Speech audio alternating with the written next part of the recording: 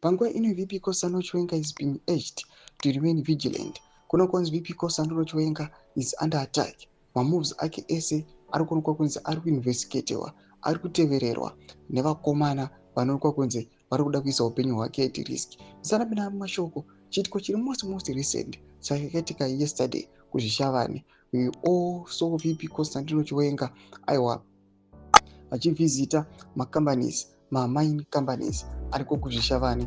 Chiitiko chinoonekwa kunzi zvigananda zvakanomutevera VP Constantino Chiwenga zvinyatso kuda kuona kuti ari kufamba sei, ari kuda kumboitii, ari kutaura pamusoro pei. Remember subscribe or like on the bell icon.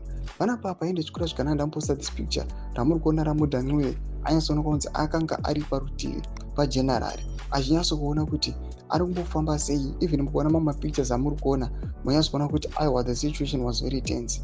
Pana panonyora achiti VP Chiwenga must remain extra vigilant as the Zvigananda sharpen their knives, but those cowards planning in the dark know that the eyes of the people and the state are on you. Any move against the VP will be your last mistake.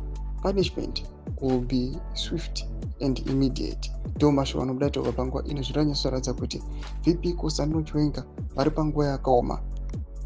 VP Constantino Chiwenga must exercise maximum caution. But what we know ndechekuti general vakubuda pakawanda kubva makare vachiri muthe liberation war, kubva makare after the 2017 transition ndo pakanyatsokuonekwa kunzi general aiwa vane reason yavakapukunyuswa mune zvinhu zvakadai. Pinda comment section medu dzemafunguro enyu munoti kudii pamusoro pema-attacks anenge achiitwa nevanhu vasingarari vachiplana against VP.